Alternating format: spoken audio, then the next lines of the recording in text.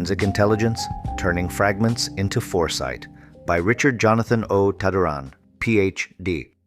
When an improvised explosive device detonates, most people see wreckage, twisted metal, scorched soil, a crater in the ground. A forensic eye reads something else. Fragments, residues, and prints are not debris. They are starting points for strategy. In today's world, security threats no longer fit neatly into the categories of land or sea, rifles or missiles. Hybrid adversaries operate simultaneously in jungles and in chat rooms, with roadside bombs on one hand and propaganda memes on the other. In such a landscape, evidence is not just for prosecutors, it is for strategists, commanders, and policymakers who must see beyond the blast site to the networks that sustain violence. Traditionally, forensics has been associated with courtroom justice. Fingerprints, DNA, or ballistics used to prove guilt beyond reasonable doubt. Forensic intelligence takes those same methods but redirects them into operational strategy. Its three pillars are simple but powerful: evidence-based reasoning, pattern recognition, and the linking of micro-traces to macro networks. Instead of waiting for trials, forensic intelligence allows security forces to treat each recovered trace as a data point in an unfolding map of threats. A fragment of wire might connect to a known bomb maker's style. A DNA swab could tie one attack to a series of others. A metadata trail in a social media post might expose the location of an insurgent cell. The mindset is not retrospective, but anticipatory. The Philippine experience. The Philippines has seen both the promise and the gaps of forensic intelligence. After the 2019 Jolo Cathedral bombing, DNA analysis identified the attackers as an Indonesian couple, confirming cross-border jihadist networks long suspected in the region. In a separate case, months later, DNA testing in Indanan, Sulu, confirmed that the bomber was female. These breakthroughs were possible because of forensic science, not battlefield firepower. Explosives carry signatures too. The improvised explosive device used in the 2016 Davao night market bombing bore features consistent with older devices previously seen in Mindanao, suggesting common training or supply channels. Weeks later, investigators described the device planted near the U.S. Embassy in Manila as similar to the Davao bomb, pointing to recurring techniques among local bomb makers. Such patterns demonstrate how explosives themselves can carry forensic fingerprints that link incidents across time. The Marawi siege, 2017, underscored the digital front. Militants fought street to street, but also online, recruiting, boosting morale, and shaping perception. Those posts, videos, and chats left traces that analysts could later piece together. The lesson is clear. The battlefield is physical, digital, and cultural at once. Unless institutions can integrate evidence across these layers, opportunities to disrupt networks are missed.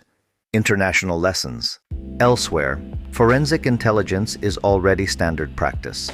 In Iraq and Afghanistan, where I have been part of forensic missions, coalition forces pioneered weapons technical intelligence, WTI, treating every IED as a forensic puzzle.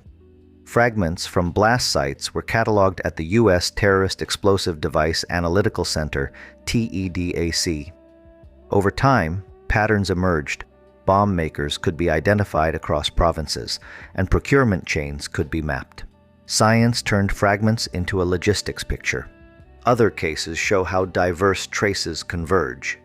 The Salisbury poisonings, 2018, were resolved not by a single dramatic clue, but by layering chemical analysis with CCTV and travel records. The MH17 shootdown, 2014, combined missile fragment forensics with open-source geolocation of a launcher's route. In each instance, microevidence was linked to geopolitical accountability. Digital trails can be just as revealing. In 2015, U.S. forces struck an ISIS command post after militants revealed its location in a seemingly routine social media post. In 2021, Operation Trojan Shield saw law enforcement run an encrypted messaging app, Anom, intercepting tens of millions of messages and enabling coordinated arrests around the world. Even the information space is now approached forensically. In 2022, the European Union adopted a framework on foreign information manipulation and interference, or FIMI, describing disinformation artifacts, posts, videos, URLs as observables for structured analysis. The lesson: in an era of deepfakes and fake news, truth itself has become an evidence chain to defend. The officer's mindset. The unifying principle is simple: details are strategy.